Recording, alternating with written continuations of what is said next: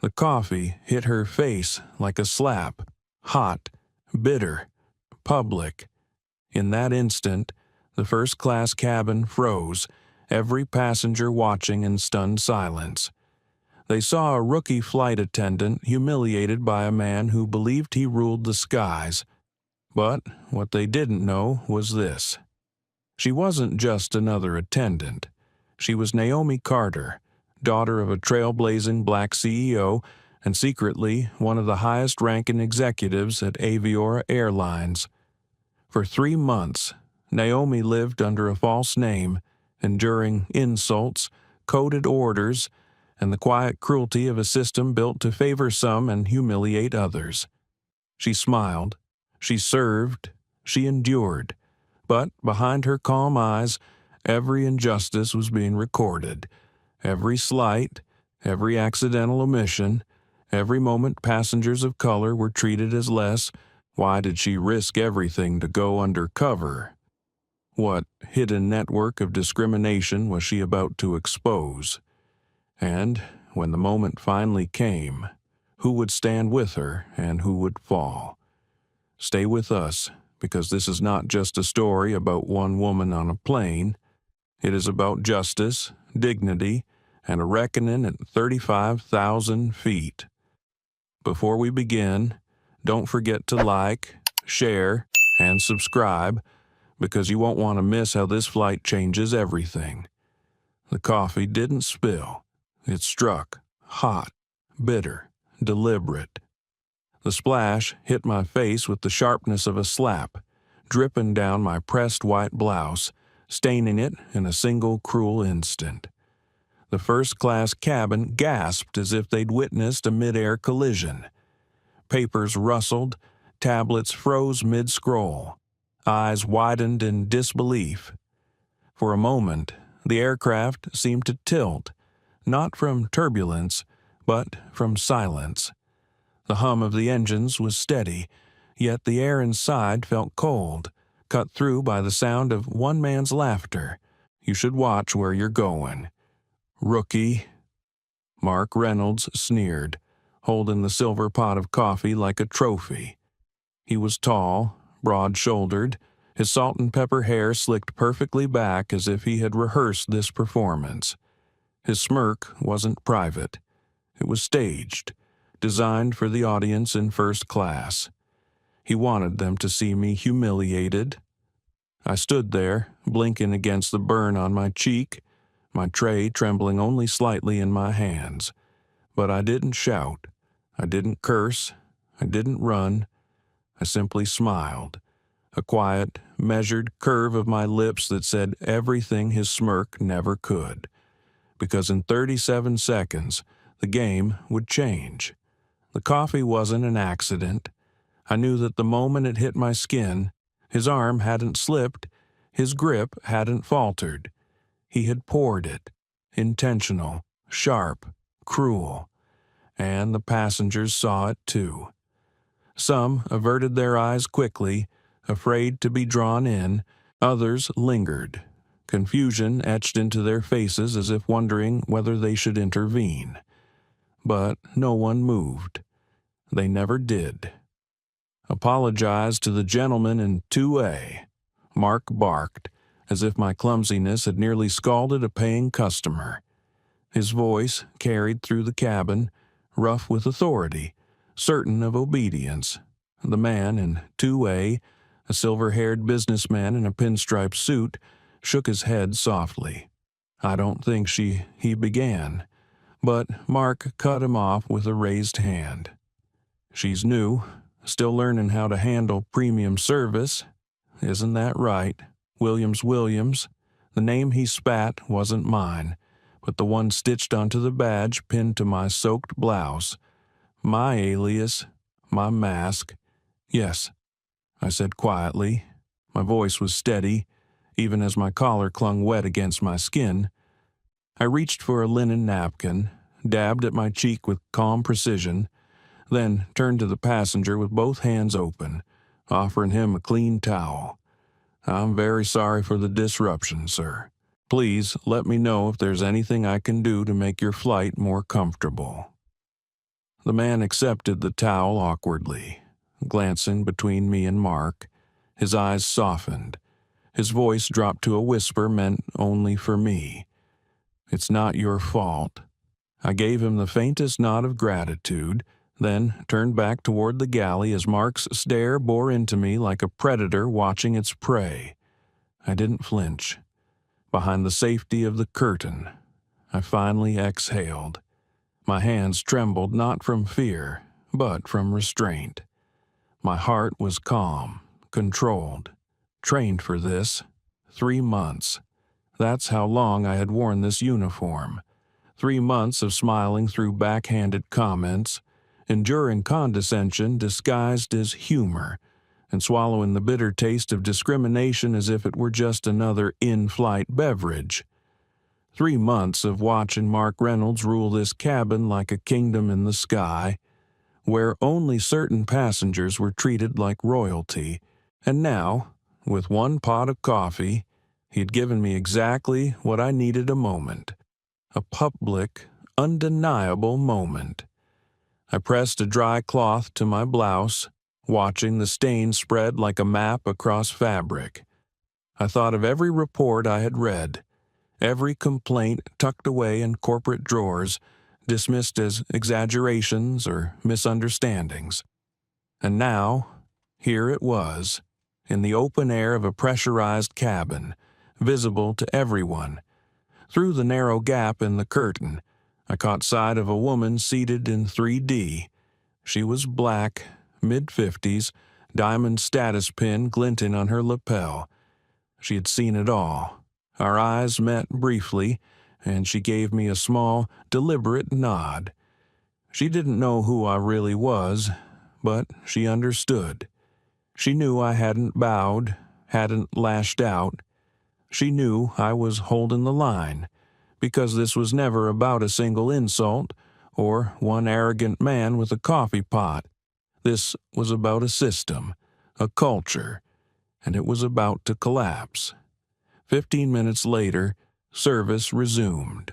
Mark moved down the aisle with his trademark charm, calling certain passengers by name, asking about their golf handicaps, their portfolios, their children at Ivy League schools. He laughed easily with them, leaning just close enough to make them feel special. But when he reached row 2C, where a young black entrepreneur sat with his laptop open, Mark didn't even glance at the name on his manifest. "Drink?"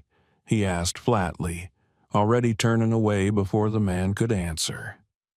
I caught the passenger's eye, his brow furrowed, his lips pressed tight. His gaze shifted toward me, silent but loud enough. "Is this how you treat all of your elite customers?"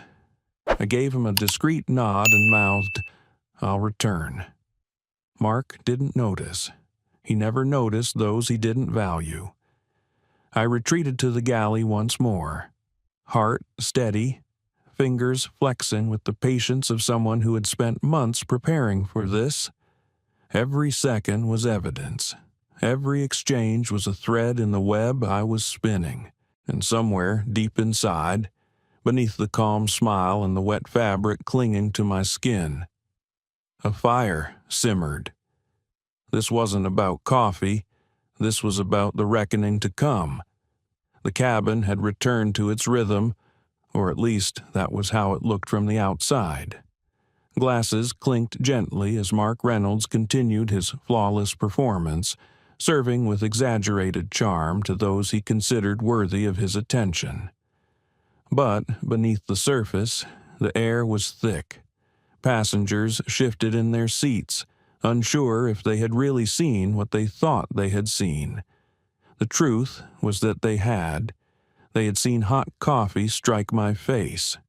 They had heard the sharp cruelty in Mark's voice when he demanded that I apologize. And they had felt the way silence swallowed the space afterward, like a sudden drop in cabin pressure. Yet no one spoke.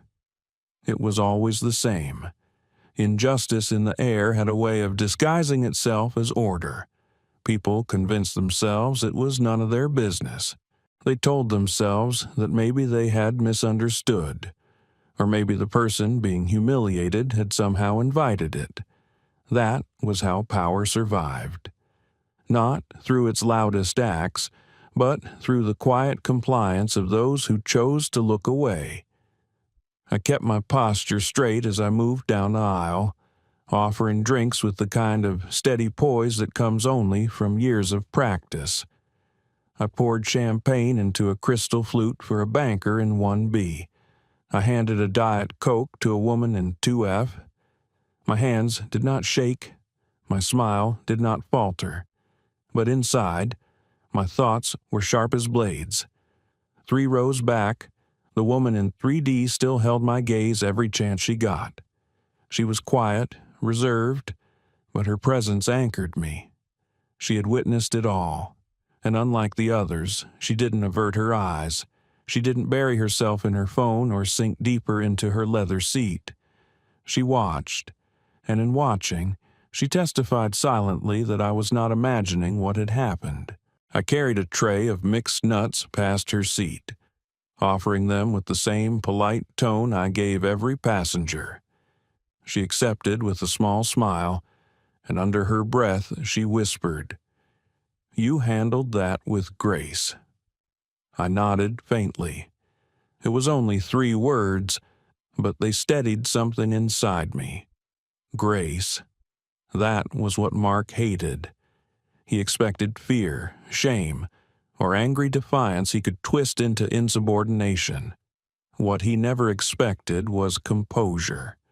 Grace was dangerous because it made cruelty look small. As I worked, my mind split itself in 2. On the outside, I was Kennedy Williams, a rookie attendant still trying to earn her footing. On the inside, I was Naomi Carter, daughter of Evelyn Carter, federal judge and civil rights icon. And, more than that, I was the undercover investigator who had chosen to bury her title, her privilege, and her authority in order to see the truth from the inside. But the weight of silence pressed against me.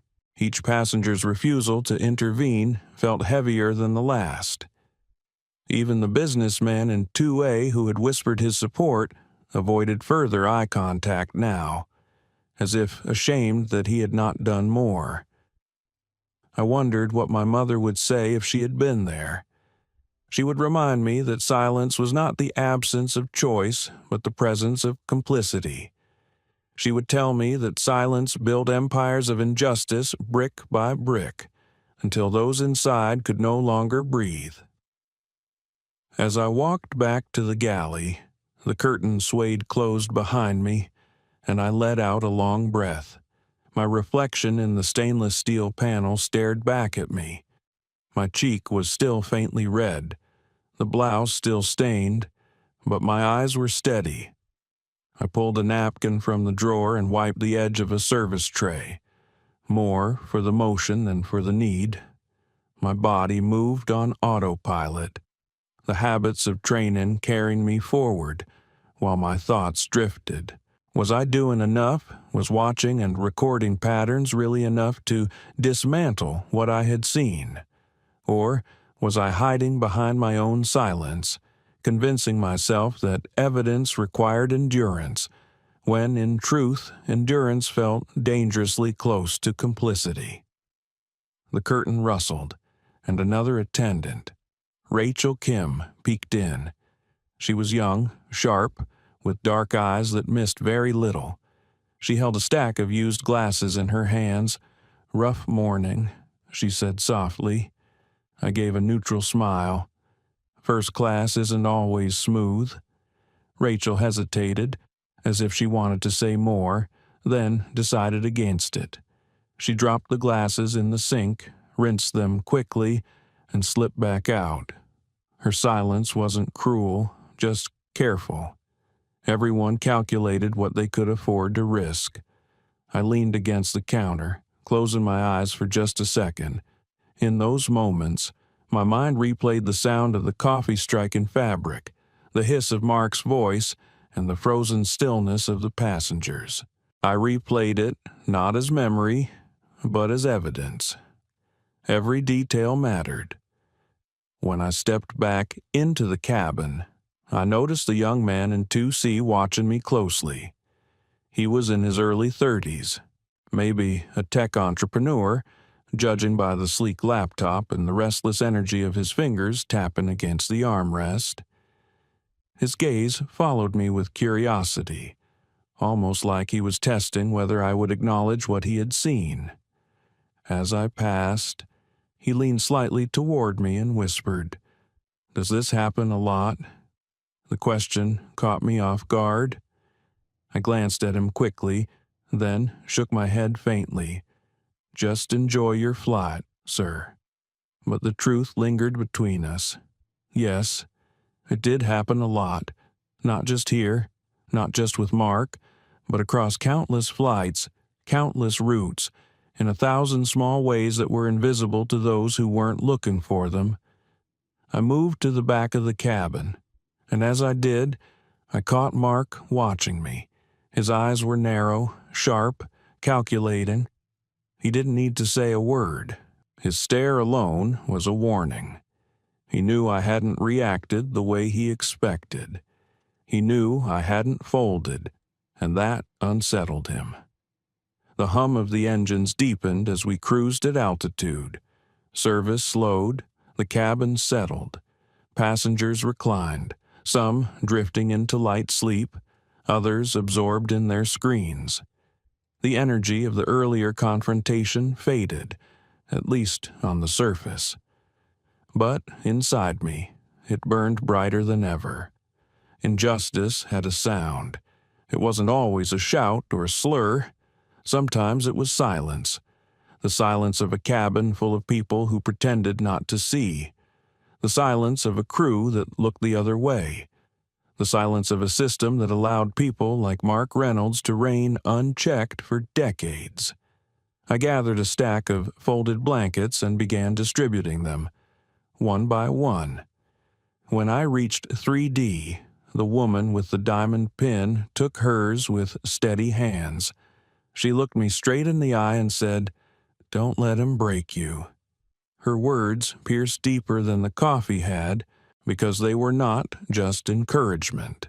They were recognition, and in that moment, I felt less alone. Back in the galley, I scribbled a brief note into the small leather-bound journal I kept tucked in my apron pocket. It was my private log, a duplicate of the digital file I maintained for evidence. Today, I wrote, "Mark escalated, public humiliation in front of cabin, witnesses present in 2A, 3D, and 2C, no intervention, silent compliance." I closed the book, slid it back into my pocket, and straightened my posture. The flight was only halfway through. The journey ahead was long, but I knew something had shifted. Mark had revealed his hand too soon, too dramatically, and in doing so, he had given me something more valuable than comfort. He had given me clarity. The cabin may have gone silent, but I was listening, and I would remember everything. 3 months earlier, Naomi Carter sat in an office that most people would have called untouchable. From the 58th floor of the Carter Aviation Tower, she could see the city skyline glittering under the afternoon sun. Jets carved white trails across the horizon, each one a silent reminder of the empire she had inherited and redefined. But Naomi wasn't looking at the view. She was staring at a manila folder on her desk, its corners bent as though it had been passed too many times through too many reluctant hands.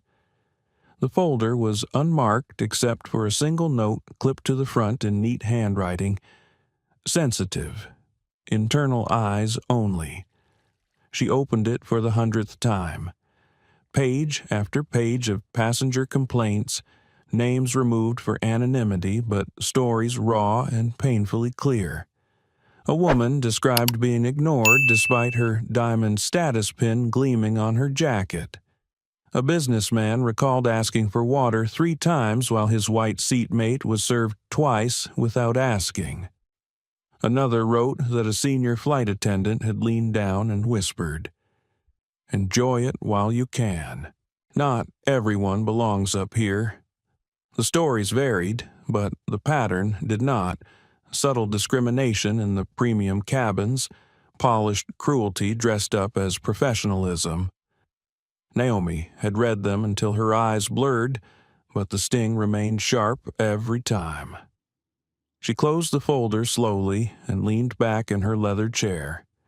She was 35, the youngest executive in the airline's history, the daughter of a civil rights judge who had fought battles in courtrooms long before Naomi was born. She had carried her family's legacy into the corporate world, rising through mergers and restructures, proven herself in rooms filled with doubters. Her promotion to executive vice president had been hailed as a triumph, but triumph was meaningless if the culture beneath it was rotting. A knock at the door broke her concentration. Neil, her trusted assistant, stepped in with a tablet. His dark eyes studied her carefully. "Board pre-brief in 20 minutes. Want me to pull the updated quarterly projections?" "In a minute," Naomi murmured, tapping the folder with her index finger. Neil tilted his head. "Still reading that, still hearing it," she corrected.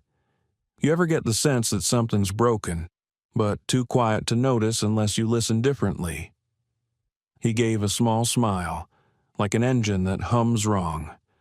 Naomi's lips curved faintly, exactly like that. After Neil left, she swiveled her chair toward the window, but her reflection was all she saw. The reports had pierced deeper than profit margins or efficiency scores ever could. The numbers in quarterly reviews were soaring. Carter Aviation was the envy of the industry. Yet none of that mattered if customers were boarding flights only to be reminded that their skin tone dictated the service they received. That night, Naomi sat alone in her penthouse kitchen. The city glowed outside, but her glass of Merlot sat untouched on the counter. The folder lay open before her, its pages spread like a crime scene. She considered the options. She could issue another memo about inclusion. She could hire a consulting firm to design a training program, film a glossy video about respect and dignity in the skies. But she knew the truth, none of that would touch the real infection. Because truth had a habit of hiding itself the moment it felt observed. She thought of her mother, Judge Evelyn Carter, who once told her, "Injustice doesn't tremble at speeches, it trembles at witnesses." That was when the idea took root.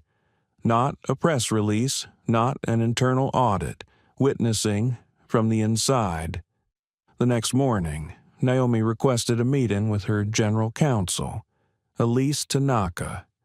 Elise arrived in a crisp navy suit, a woman whose calm precision had steered Naomi through mergers and lawsuits alike. Naomi slid the folder across the table. "I want to go undercover."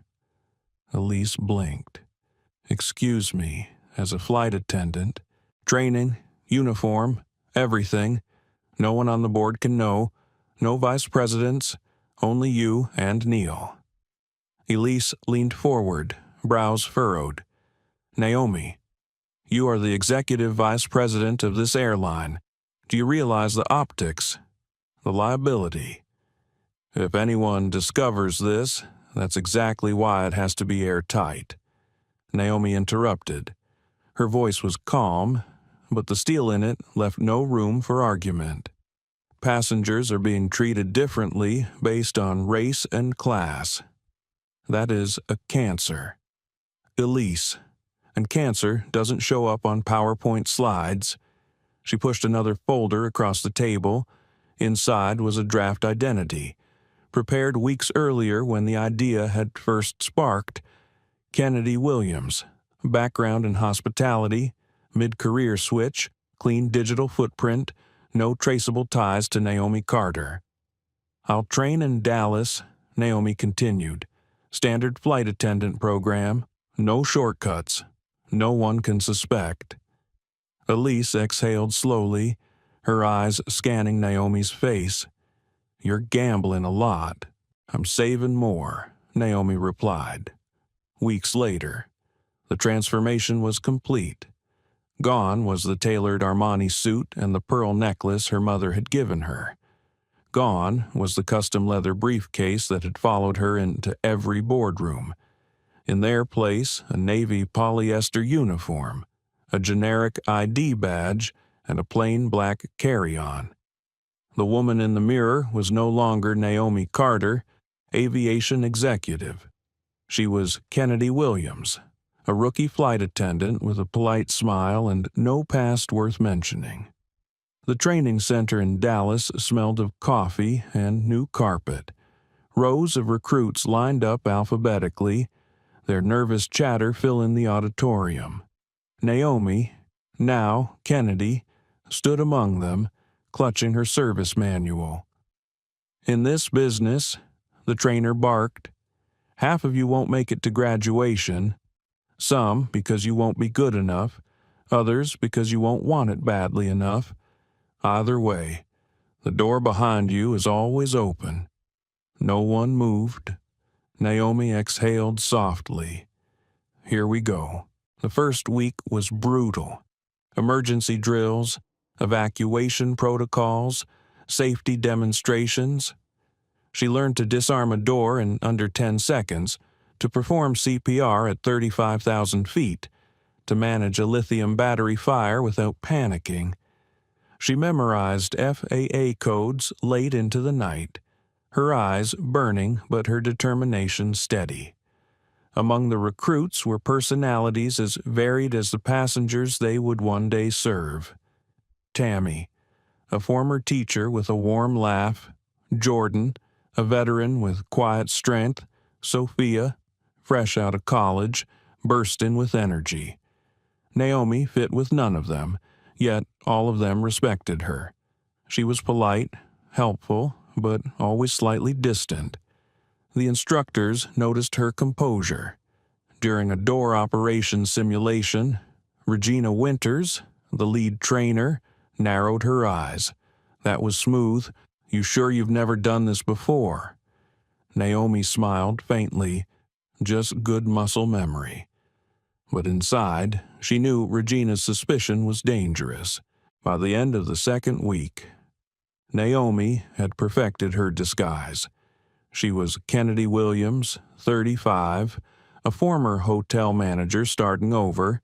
She laughed at casual jokes, shared meals in the cafeteria, and blended into the group.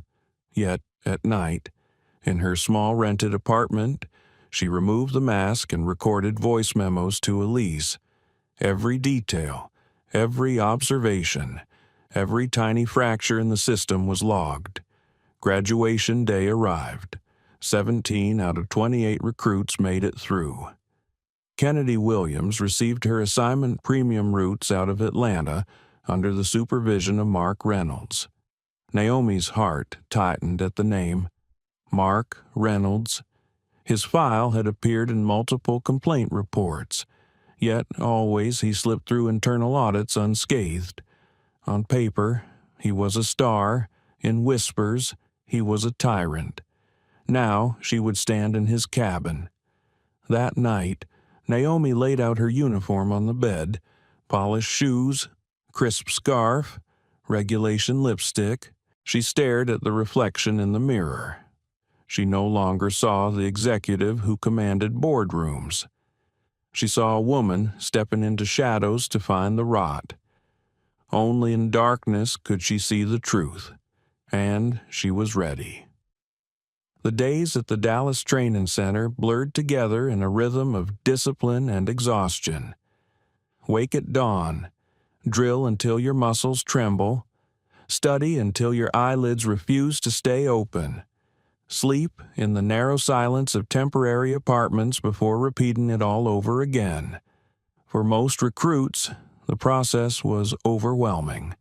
For Naomi Carter, living under the name Kennedy Williams, It was familiar in its relentlessness. She had endured harsher schedules when she was climbing the ranks in corporate law, and before that, during the sleepless years of her MBA program. But this was different. This was physical, tactile, embodied. There was no boardroom polish to hide behind, no luxury of delegating responsibility. If she failed here, she failed with her own hands.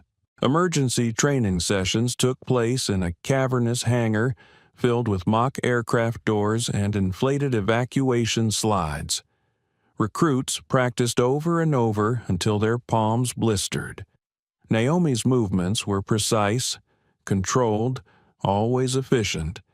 The trainers noticed. During one session, as she secured a life vest on a plastic mannequin, Regina Winters hovered nearby, arms folded. "You learn fast," Regina said flatly. Naomi kept her voice light. "I guess hospitality prepared me for details."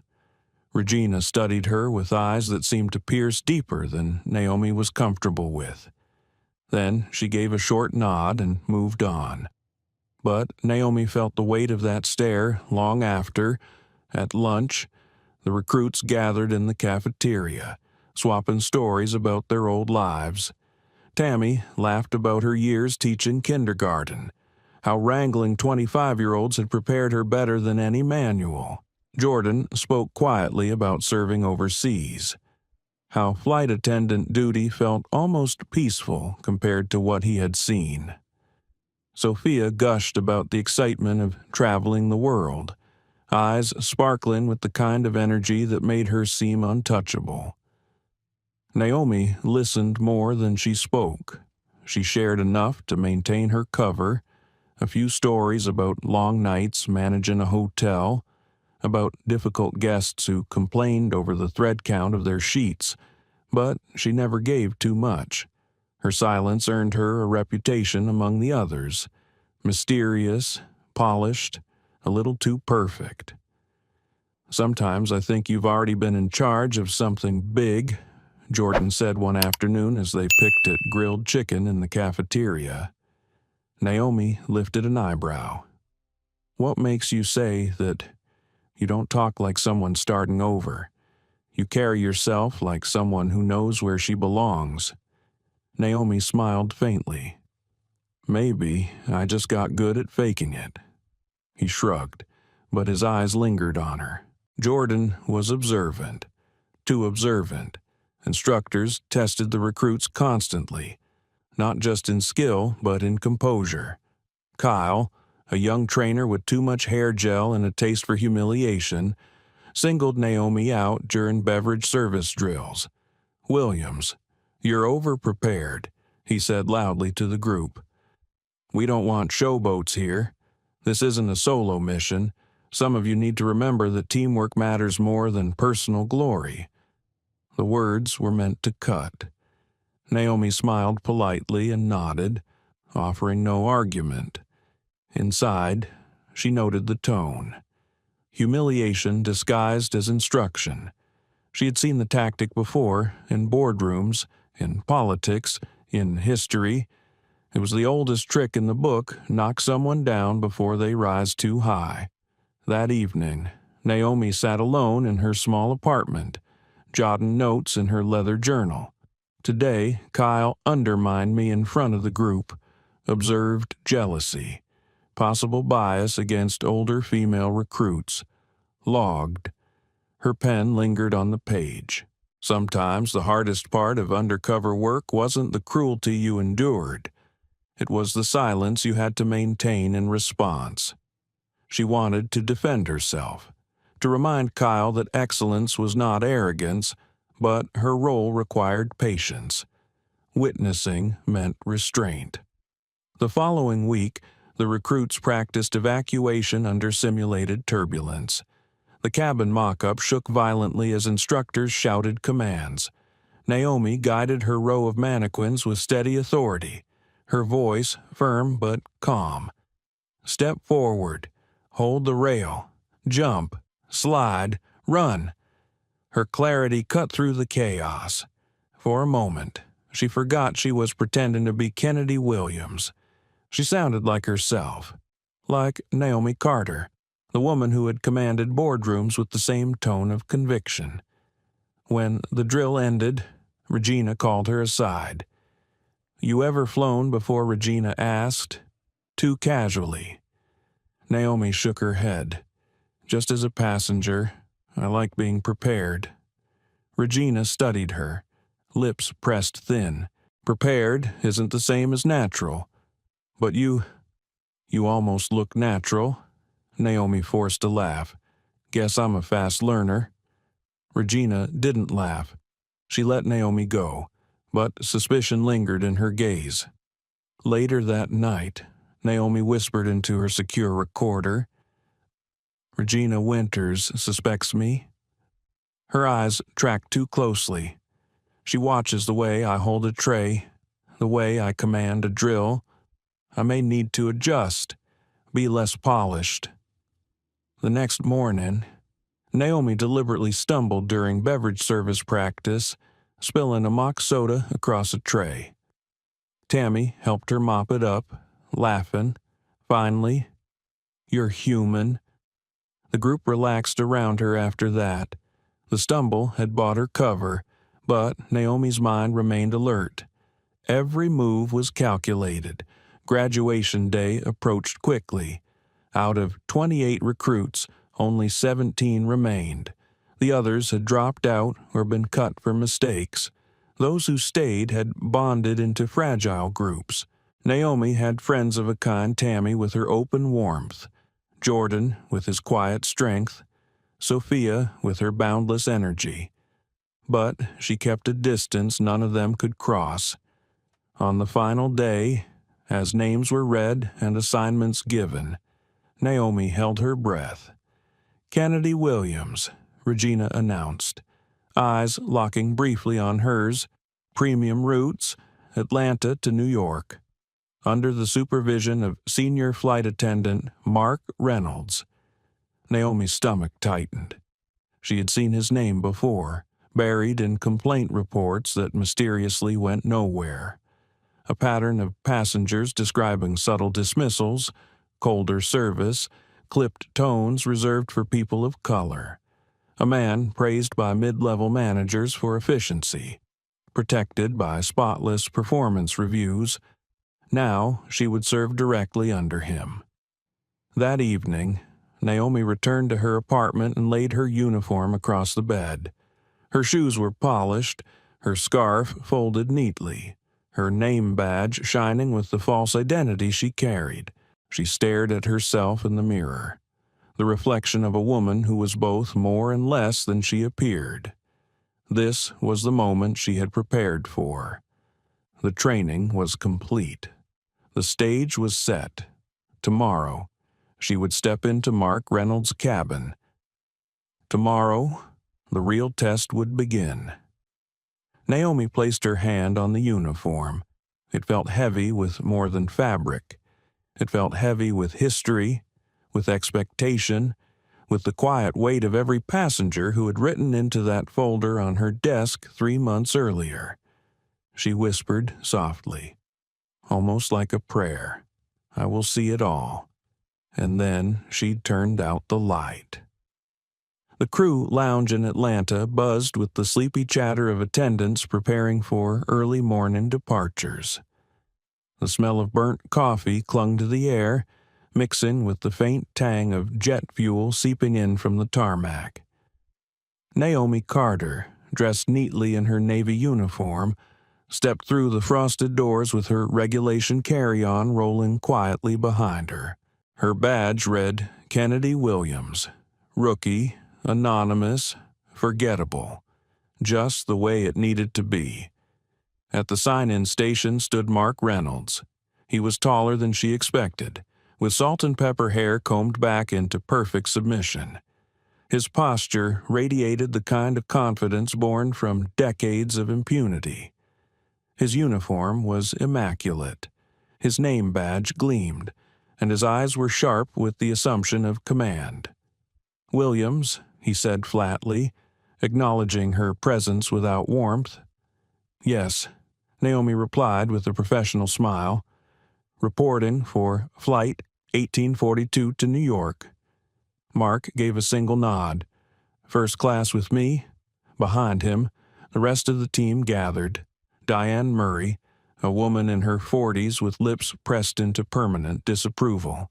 Sandra Patel, younger, quieter, with a softness in her eyes that hinted at kindness but also caution.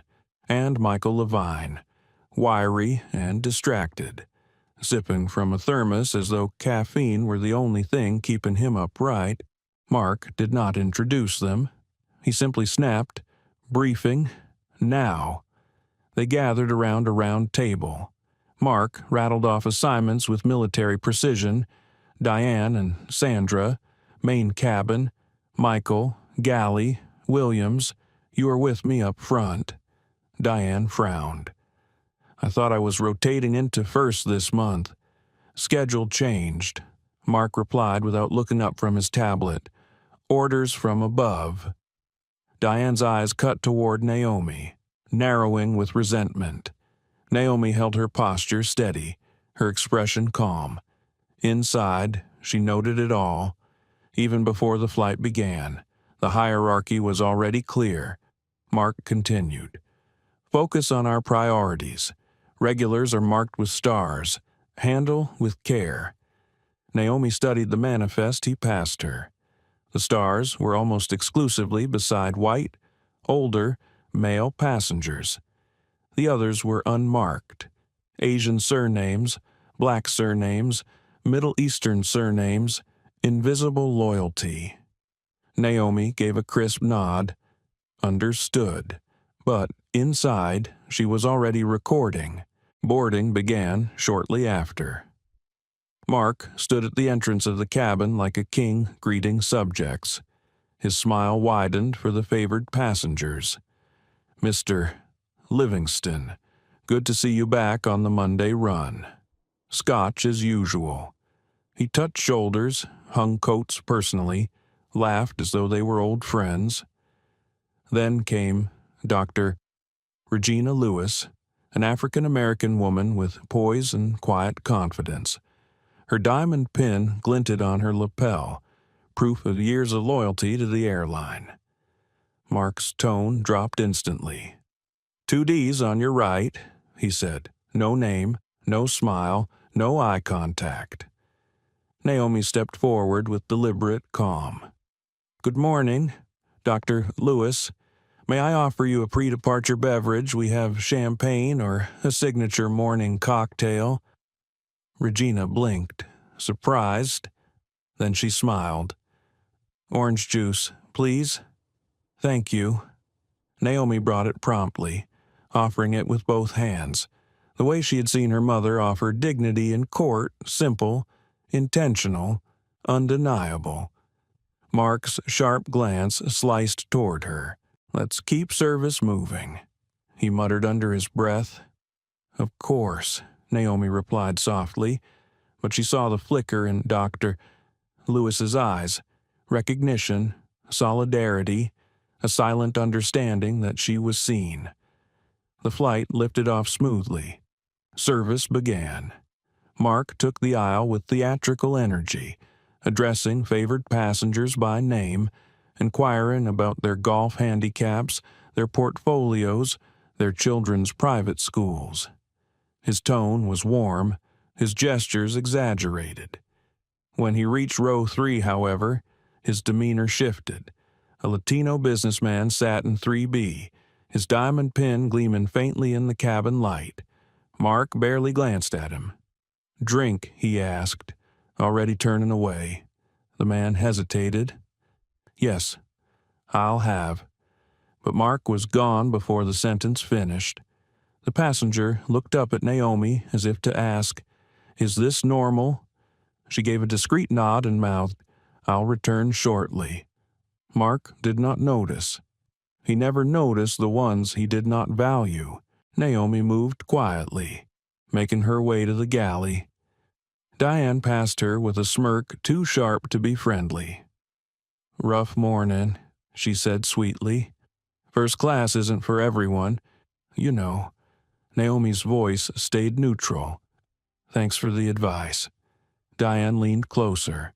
Word is, Mark's requesting someone else on his team next month. Maybe someone more traditional.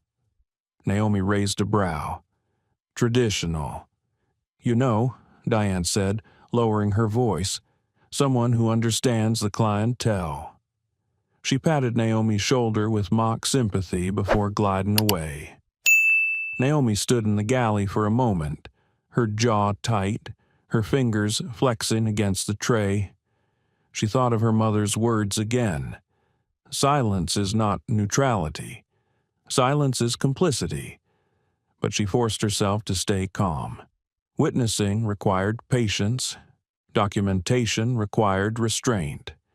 She returned to the aisle with a warm towel, approaching the man in 3B discreetly.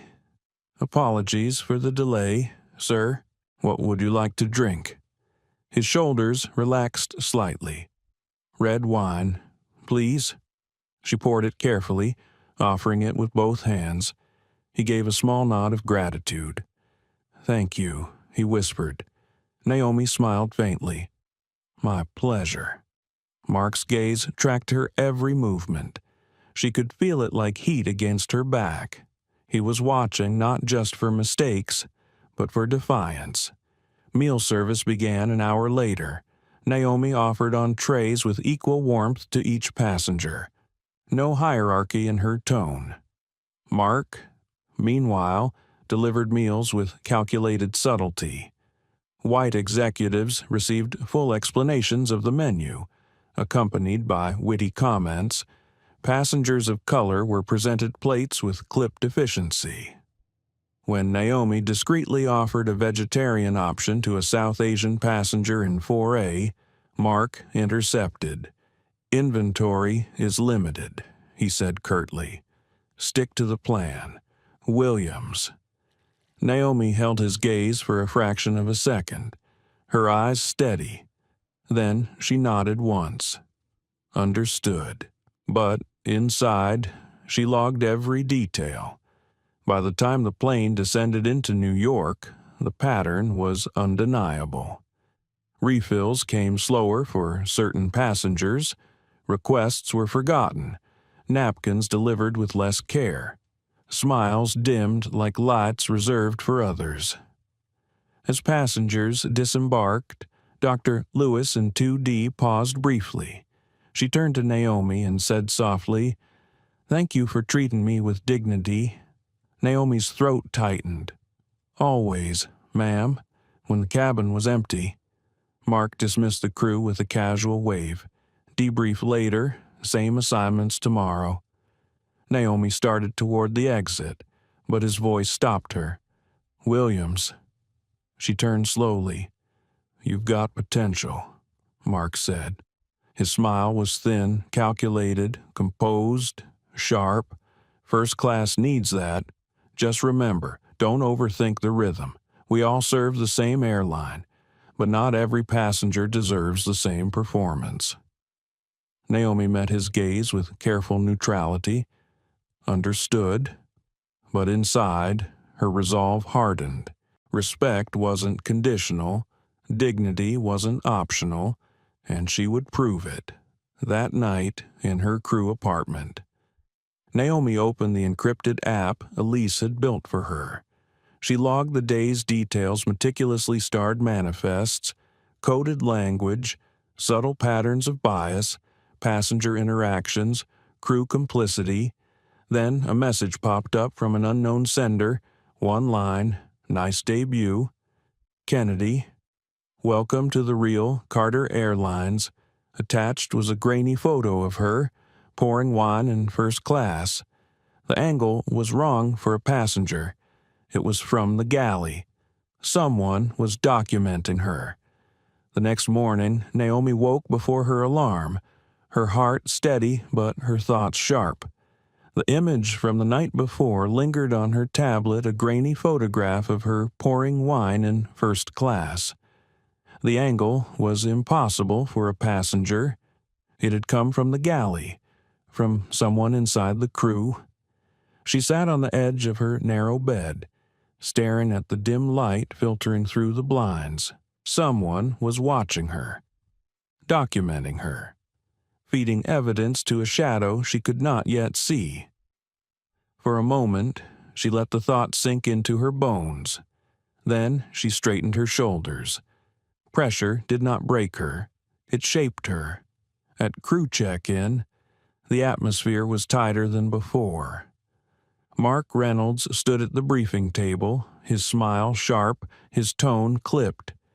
Diane hovered nearby, already smirking as if she knew a secret.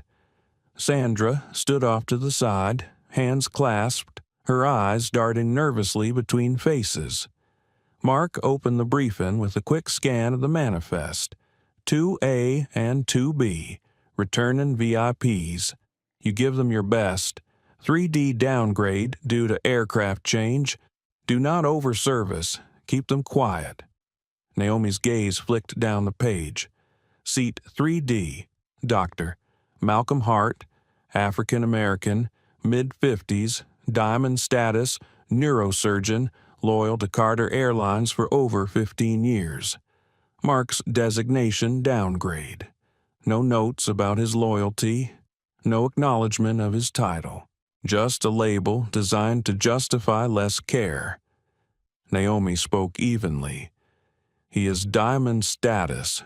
Should we be offering pre-departure choice? Mark did not look up. Not when they are on a comped upgrade. Even if they are loyalists, consistency matters. Naomi pressed lightly.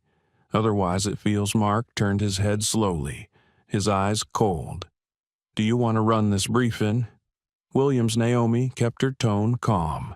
No, just asking for clarity. His smile was thin, tight. We are consistent. We reward legacy, and we know who built this airline. The words landed heavy in the room. Diane nodded almost imperceptibly. Sandra lowered her gaze. Michael pretended to study the coffee in his thermos. Naomi remained still, inside.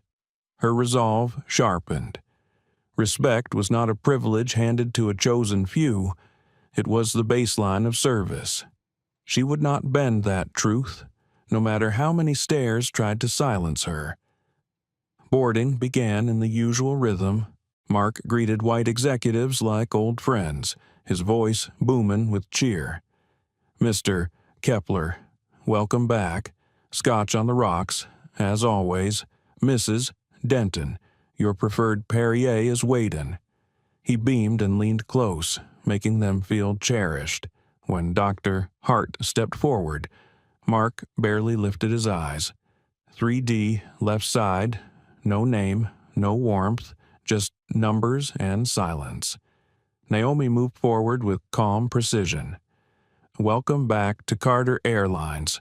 Dr. Hart, may I offer you a pre-departure beverage? We have a citrus spritzer this morning. Or chilled, sparkling water if you prefer. Dr. Hart looked up, startled by the recognition. He gave a small smile. I will take the spritzer. Thank you. Naomi nodded. Of course. She returned to the galley to prepare it. Mark was waiting for her. He blocked the counter, his voice sharp but low. That seat was a downgrade. No personalized service. Naomi's gaze was steady. He is a diamond member. Respect is not conditional. Mark leaned closer, his breath laced with coffee. Do not forget who you are talking to. Passengers were watching now. Naomi saw them from the corner of her eye. A man in 2A glanced over.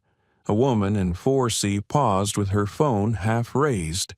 Attention was building like static in the cabin air.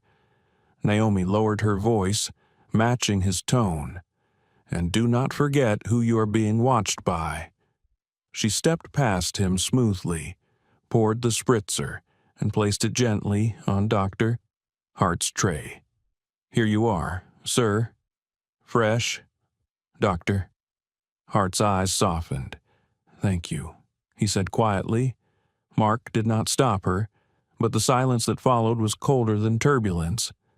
Meal service began halfway through the flight.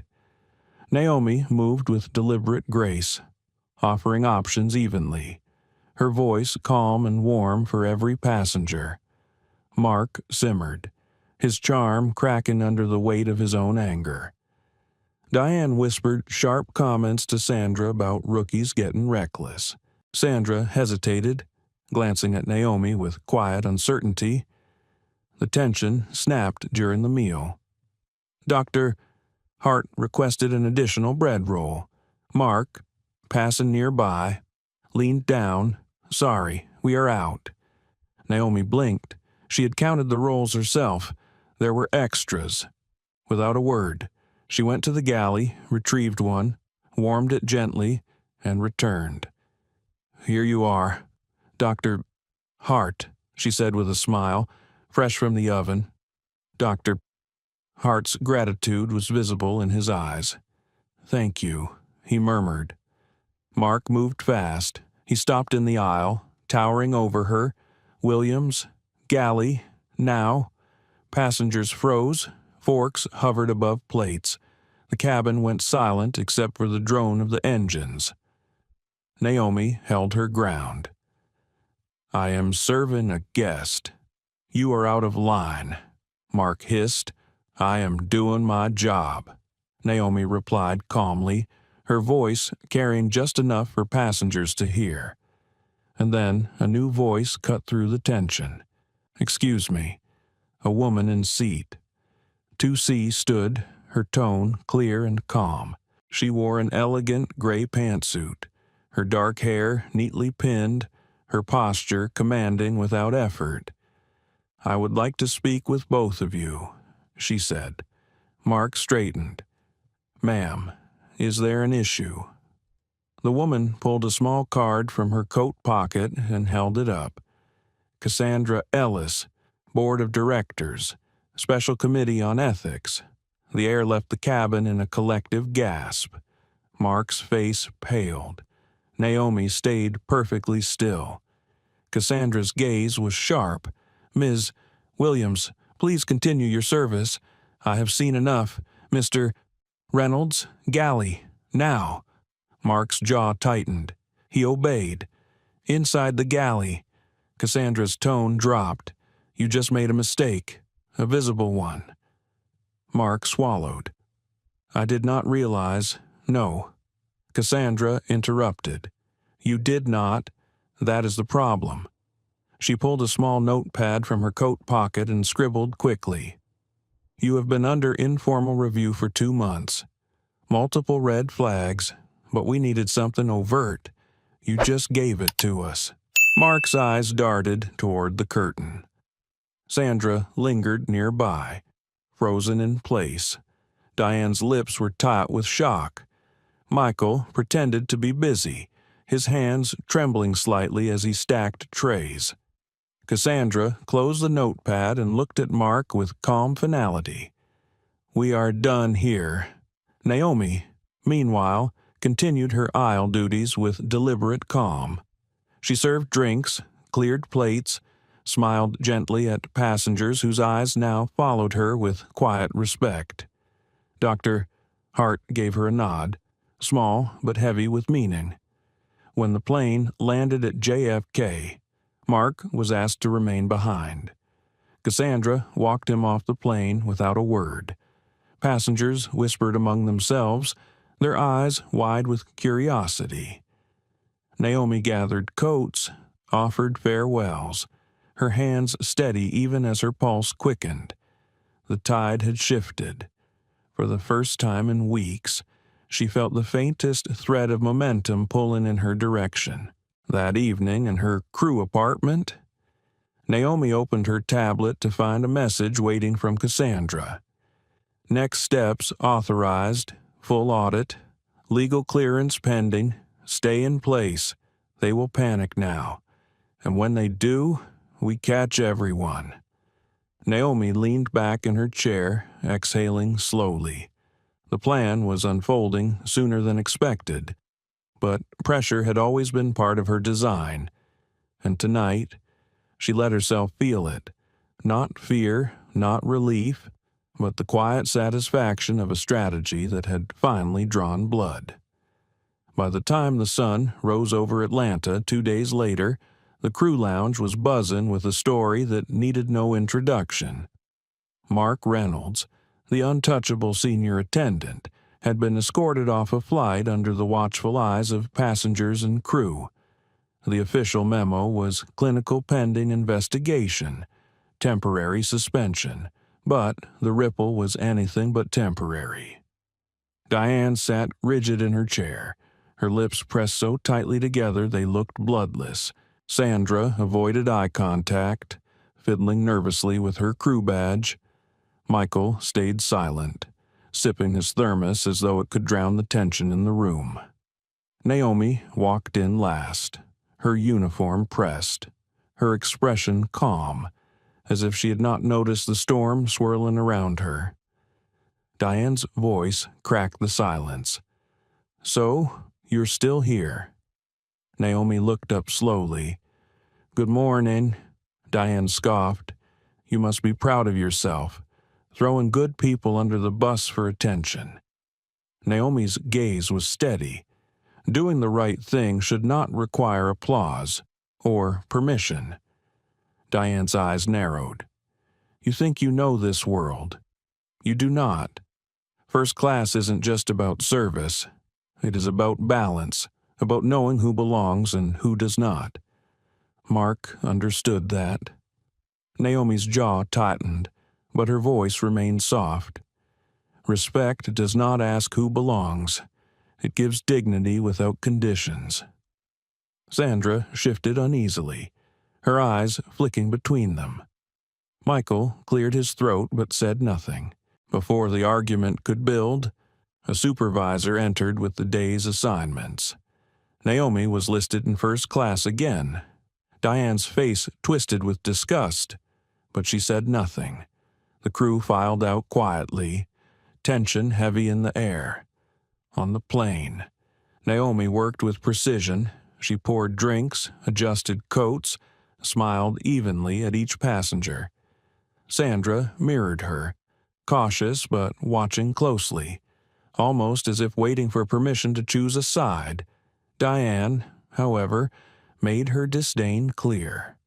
She brushed past Naomi with deliberate shoulders, slammed galley drawers harder than necessary, and whispered cutting remarks about rookies to passengers when she thought Naomi could not hear.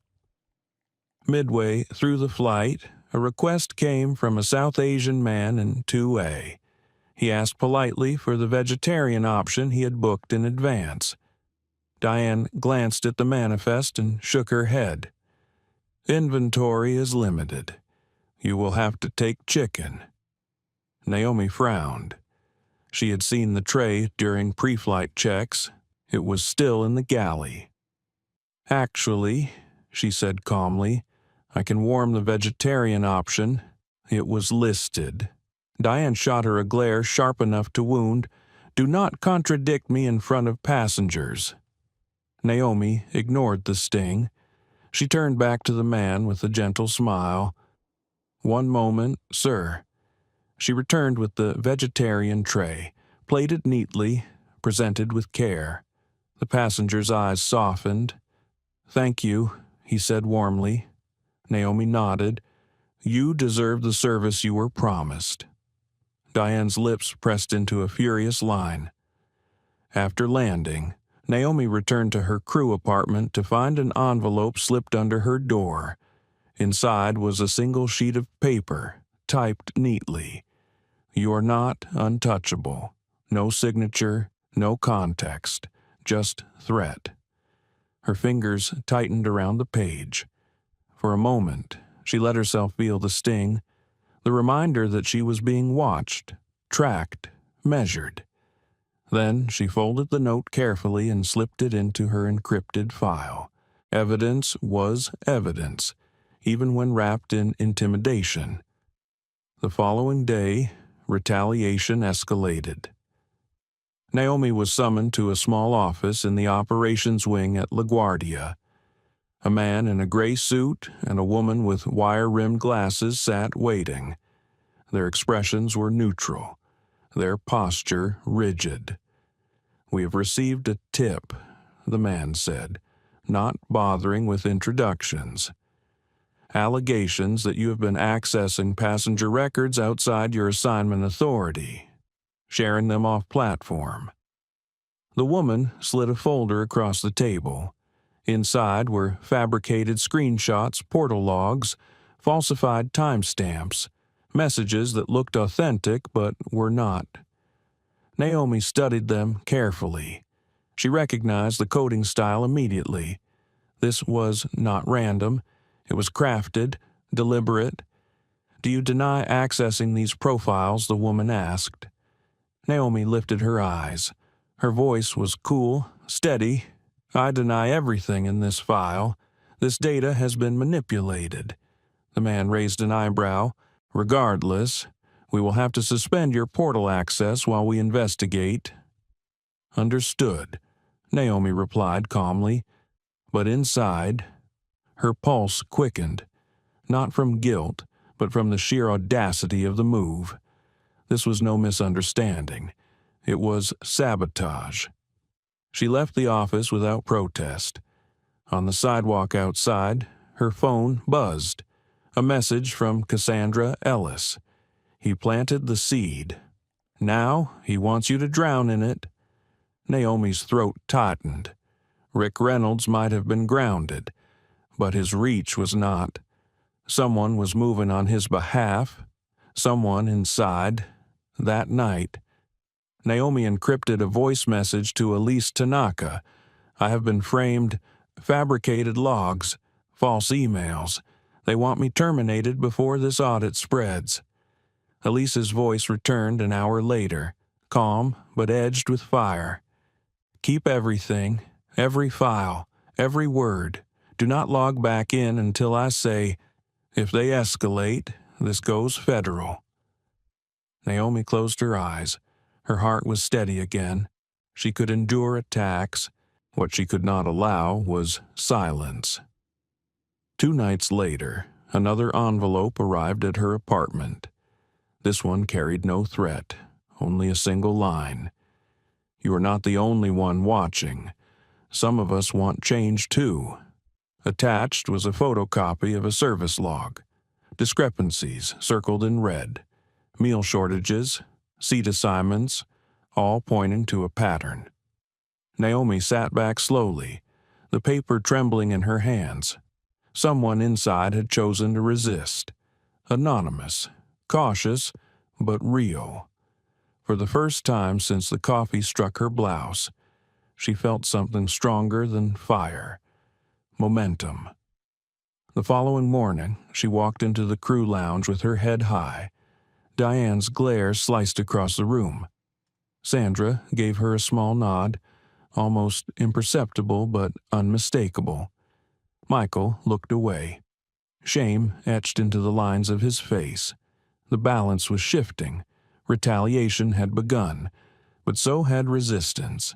The first time Naomi saw Ashley Monroe, it was on a Monday morning flight out of Atlanta. Ashley's presence was disarming at first glance.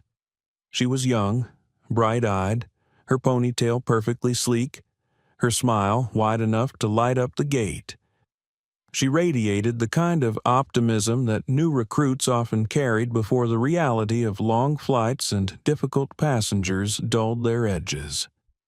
"First time on the A-team," Ashley said cheerfully during the pre-flight briefing, clutching her crew tablet like it was a lifeline. "I am so excited to learn from all of you." Mark was gone, but his shadow lingered. Diane sat stiff and unfriendly, while Sandra kept her gaze down, cautious as ever. Michael muttered something under his breath about rookies slowing down the flow.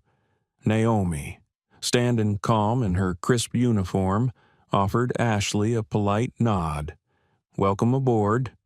Ashley smiled too brightly, almost rehearsed. "Thanks. I hope I can keep up." At first, Naomi allowed herself to believe that Ashley was simply another new attendant eager to prove herself. She asked questions about beverage service timing, about how to handle passengers who snapped, about when to reset the cabin lights. She laughed easily at Michael's dry jokes, complimented Diane on her polished hair bun, and followed Sandra into the galley to help with trays. But Naomi noticed details. Ashley's tablet was always open, always recording something. She typed even during casual conversation. Her crew badge gleamed, the plastic slightly thicker than standard issue, and once, during a lull in service, Naomi caught a glimpse of the faintest shimmer beneath the laminate. A microphone.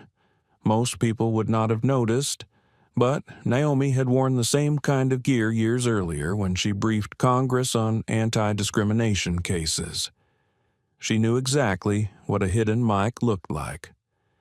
That night, back in her apartment, Naomi ran Ashley's name through her encrypted database. The search yielded almost nothing. No lawsuits, no social media footprint, no personal articles. Too clean, except for one detail: Ashley Monroe, recipient of the Monroe Aviation Scholarship, 2020. Naomi's breath stilled. Monroe, the name triggered memory. She pulled up archived board rosters. There it was, Calvin Monroe, former chairman of Carter Airlines. He had retired the year before Naomi became CEO, loudly opposing her appointment. Too young, too radical, too unproven. His words had been coded but unmistakable. She did not belong. Now, his granddaughter was on Naomi's crew, armed with a hidden microphone, smiling too brightly to be innocent. This was no coincidence. The next day, Ashley moved like a shadow attached to Naomi. She volunteered to work the same aisle, mirrored her service steps, lingered close during interactions with passengers of color. When Naomi adjusted a coat, Ashley noted the time. When Naomi offered a drink, Ashley leaned in to hear the tone of her voice. During one service, Ashley asked casually, "Don't you think that gentleman in 3B was kind of entitled? I mean, some passengers expect too much." "Right?" Naomi smiled softly. "Every passenger deserves dignity." Ashley tilted her head, her fingers tapping her tablet. "Of course. I just wonder if sometimes we overdo it." Naomi did not bite. Later that evening, Naomi recorded her reflections into her encrypted device. Ashley Monroe is not here to serve. She is here to observe, likely feeding information to someone outside, possibly Calvin Monroe, possibly aligned with Mark Reynolds.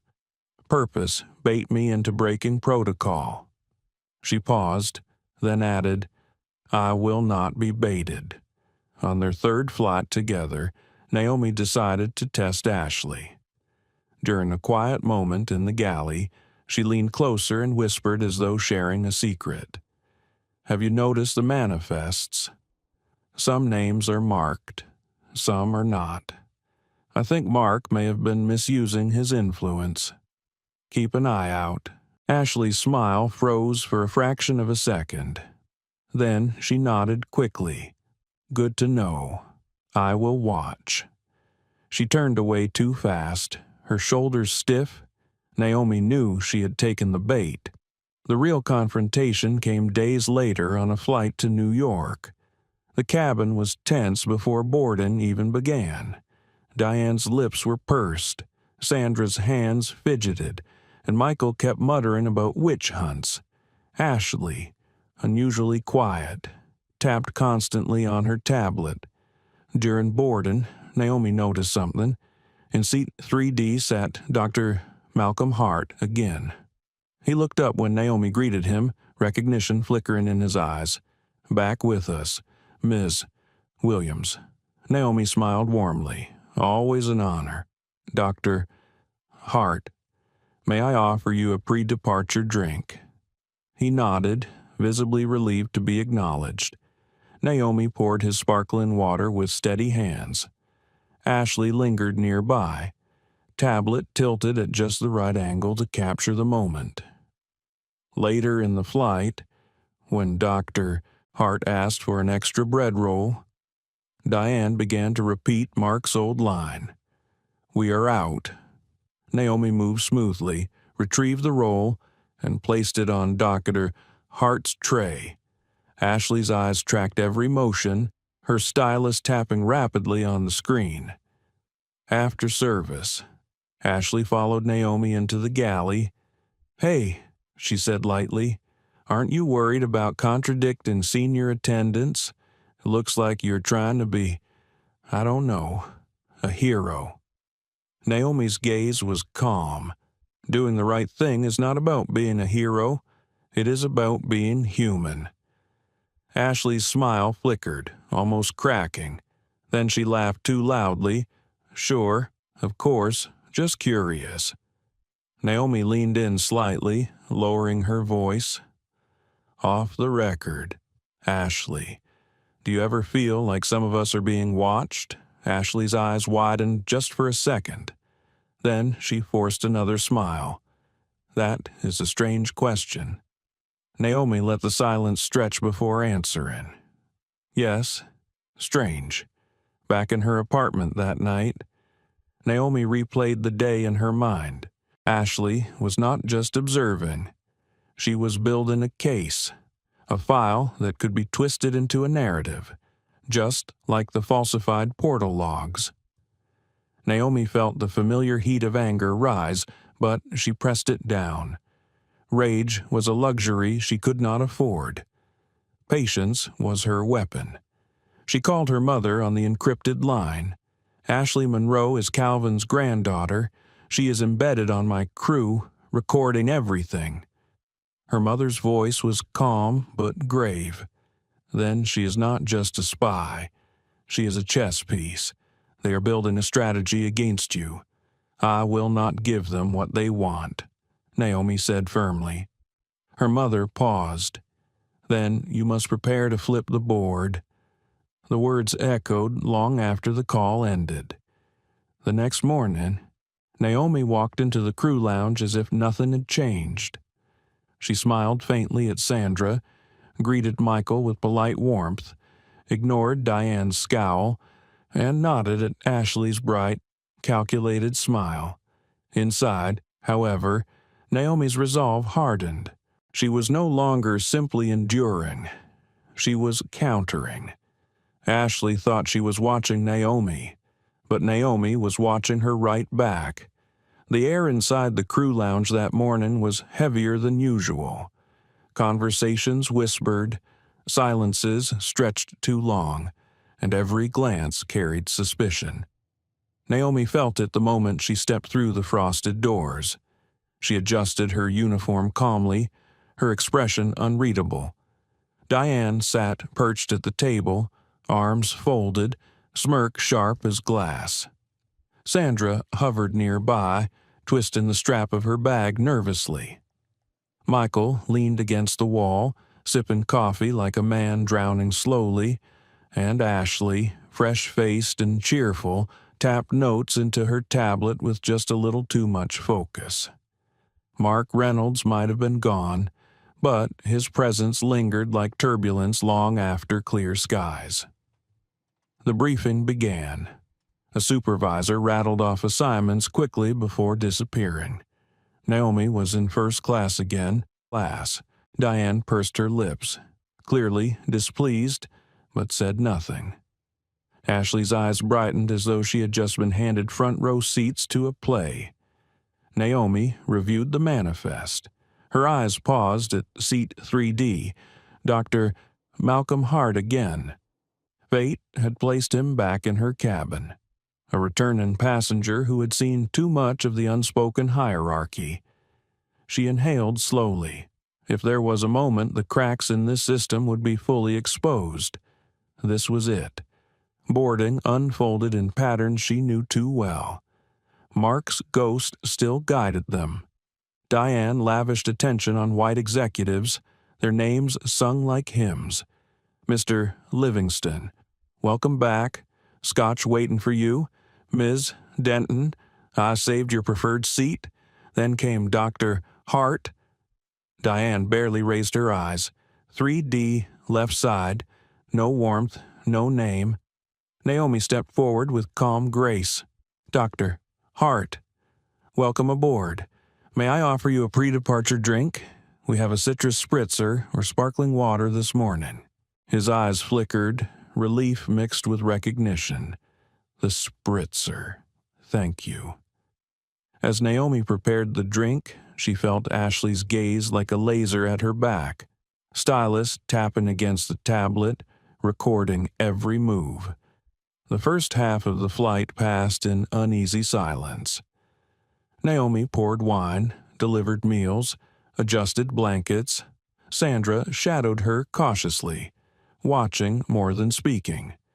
Diane maintained her frosty demeanor, her smiles only reserved for select passengers. Michael stayed buried in the galley, and Ashley hovered, always nearby, tilting her badge slightly as if capturing invisible sound. The break came during meal service. Dr. Hart requested an extra bread roll, polite and unassuming. Diane intercepted. Sorry, we're out. Naomi's head turned. She had counted the rolls herself. There were more. She moved to the galley, retrieved one, warmed it gently, and placed it on Dr. Hart's tray with a soft smile. Here you are, Dr. Hart. Fresh. Thank you, he said, his gratitude quiet but weighty. Ashley's stylus tapped furiously. Diane's eyes burned, and then Diane's voice cut through the cabin, sharp and cold. Williams, you need to stop undermining your senior crew. Passengers turned their heads. Forks hovered midair. Naomi straightened, her tone even. I am not undermining anyone. I am ensuring a passenger receives the meal they requested. Diane's voice rose. You are reckless. You think you can bend the rules just to impress? Naomi's gaze was calm, steady. Dignity is not bending the rules, it is fulfilling them. The silence that followed was louder than shouting. Passengers stared, wide-eyed. Sandra froze, caught between loyalty and truth. Michael looked away. Ashley's stylus stopped tapping, her eyes wide, as if savoring the spectacle. The tension should have ended there, but Diane pressed harder. She stepped closer, her voice sharp enough to cut. You are not fit for first class. You do not belong here. People like you never do. The words dropped like a stone into the cabin. A few passengers gasped. One man muttered under his breath. Dr. Hart lowered his gaze, his lips pressed tight. Naomi did not flinch. Inside, her heart pounded, not with fear, but with fire. Her hands trembled slightly, not from weakness, but from the weight of restraint. She had endured 3 months of coded slights, of subtle exclusions, but this was no longer subtle. She met Diane's glare head-on, her voice quiet but cutting. Respect is not optional, and it is not yours to deny. The cabin air went cold. For a moment, no one moved. Then Sandra stepped forward, her voice shaky but audible. She is right. Dr. Hart is diamond status. He deserves equal service. Diane's face twisted. Stay out of this. Sandra. But the damage was done. Passengers were watching, listening. One woman in 2A raised her phone slightly. Recording. A man in 4C leaned forward, whispering to his seatmate. The silence had cracked. The rest of the flight unfolded in tense fragments. Diane sulked, performing only the bare minimum. Sandra moved quietly, but her courage had already shifted the balance. Michael avoided eye contact, and Ashley smiled sweetly. but her notes grew longer, her questions sharper. "Naomi," she said softly in the galley, voice laced with false innocence. "Don't you worry, they're going to twist this, I mean. It almost looked like you lost control back there." Naomi looked at her, eyes calm as still water. "Control is not silence, Ashley. It is choosing when to speak." Ashley blinked, then smiled too quickly. "Of course. Just checking." By the time they landed at LaGuardia, the cabin buzzed with whispers. Passengers glanced between Naomi and Diane, their expressions unsettled, curious. Naomi kept her composure, thanking each traveler as they disembarked. "Doctor," Hart paused at the door, meeting her eyes. "You should not have to fight for what is already promised," he said quietly. Naomi gave a small nod. "Neither should you." That evening, Naomi returned to her apartment, drained but steady. She placed her bag down, sat on the edge of the bed, and let the silence stretch. She thought of Diane's words, sharp and deliberate, and the way passengers had frozen in shock. She thought of Sandra's shaky but brave defense, and the way Ashley had smiled while documenting every second. Her chest tightened. This was the breaking point. The moment when Shadow stopped whispering and began shouting, the system was exposing itself. Her encrypted device buzzed, a message from Cassandra Ellis. "You held your ground. Good. But be ready. They will not stop." Naomi closed her eyes. She was ready. More than ready. The game had changed, and the cabin was no longer just a stage. It was evidence. The rain had followed Naomi from the airport to her apartment, tapping against the windows like an insistent rhythm. She sat at her desk, uniform jacket draped over the chair, her encrypted tablet glowing faintly in the dim light. The confrontation with Diane replayed in her mind again and again. The tone, the words, the passengers who froze in disbelief. The way Ashley smiled as though cataloging every breath. She knew it now. They were no longer just testing her. They were building a case. A soft knock at her door startled her. She approached cautiously, peering through the peephole. No one, just an envelope on the floor, rain-speckled and unmarked. Naomi picked it up, hands steady despite the weight she felt pressing on her chest. Inside was a small flash drive. No note, no signature. She plugged it into her encrypted laptop, her breath shallow. Folders appeared instantly, labeled by dates and flight numbers. Inside each were video files. Naomi clicked the first. Grainy footage filled the screen, showing the galley of her last flight. The angle was high, tucked somewhere near the paneling.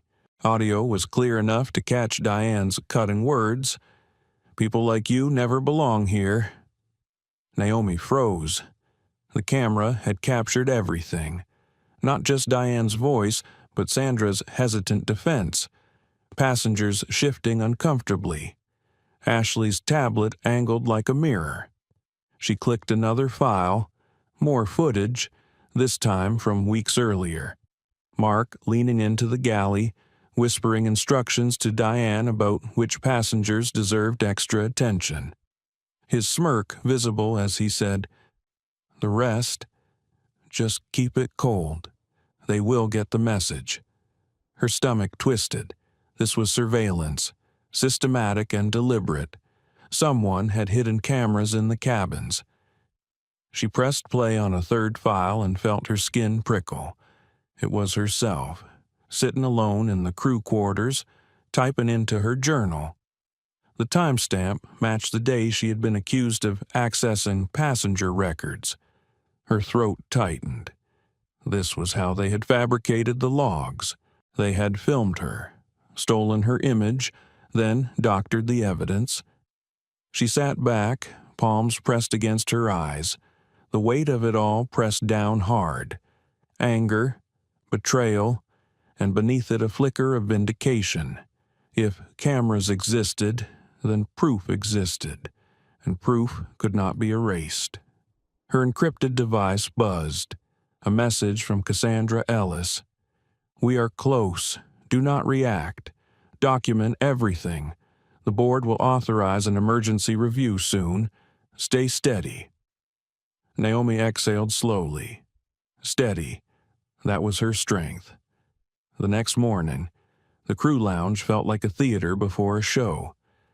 Diane avoided Naomi's eyes, her smile brittle and strained. Sandra's gaze lingered on Naomi, quiet but supportive.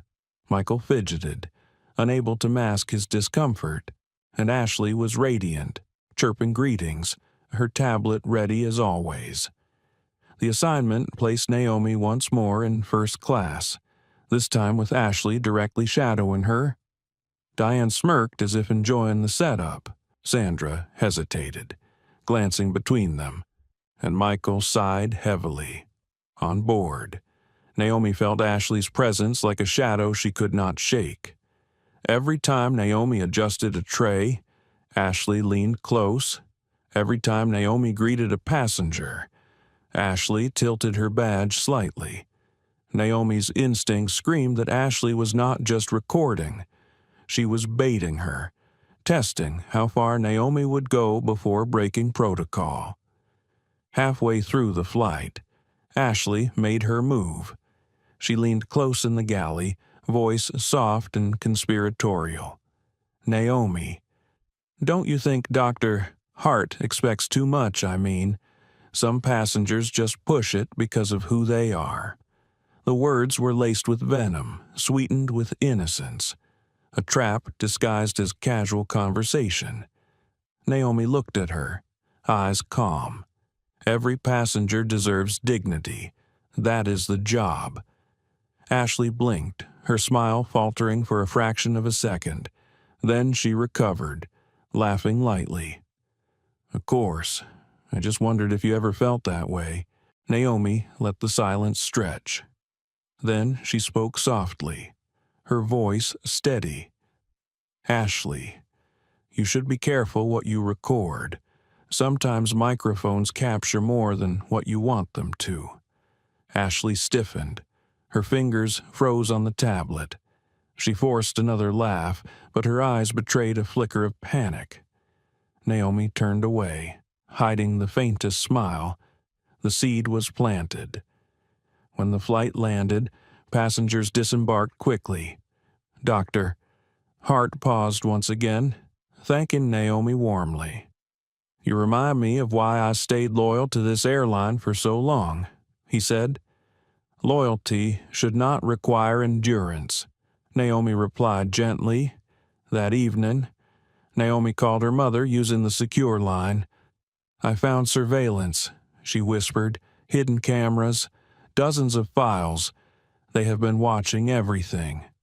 Her mother's voice was firm. "Then they have trapped themselves. Use their own weapons against them."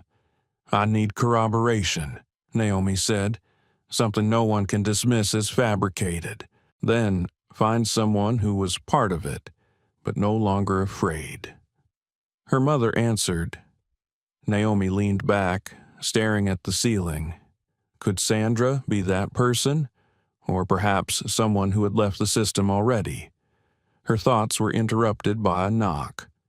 This time, when she opened the door, a woman stood there, late 50s, hair streaked with gray, posture upright despite the wear of years.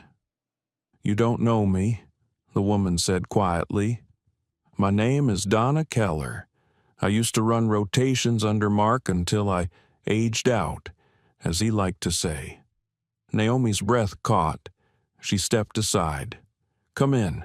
Donna entered, clutching a small envelope. Her voice was low, cautious. "I heard what happened on your last flight. What Diane said. I was not surprised. I have something." She handed Naomi the envelope. Inside was a USB drive. I started recording Mark years ago. Donna continued. Not official, just for insurance. He deleted incident reports, manipulated service records. I kept audio files, hundreds of hours. I wanted to protect myself. But now, she paused, meeting Naomi's eyes. Now I want to protect the truth. Naomi plugged the drive into her laptop. Audio files appeared in a long list. She clicked the first. Mark's voice filled the room. 3C's a downgrade. Do not waste time. Focus on Livingston. He is worth 6 figures in tips. Another clip. Passengers of color in first. Do the minimum. If they complain, they are already looking for trouble. Another. Diane's voice. I don't mind as long as no one from upstairs watches. And then Regina Winters, the training director. You are lucky HR is on our side. This will never touch us. Naomi's hands trembled, not with fear, but with fury. This was it. Proof undeniable. Voices caught in their own arrogance. She looked at Donna, her throat tight. Why now, Donna's eyes softened, because I was waiting for someone who would not bury it again. Someone who would not look away. Naomi swallowed hard. Thank you. That night, she encrypted the footage and the recordings, packaging them with her own findings. She sent them to Elise Tanaka, Cassandra Ellis, and the Civil Rights Council contact her mother had arranged. The subject line was Simple Comprehensive Evidence Package. She hit send. Then she sat in the quiet of her apartment, listening to the rain again. For the first time in months, her heart felt steady. The exposure had begun. The morning of Flight 2201 began with a silence so sharp it felt deliberate. Naomi walked through the crew lounge with her shoulders squared, her Navy uniform pressed to perfection. But this time, there was no alias on her badge. The plastic rectangle glimmered with her true name.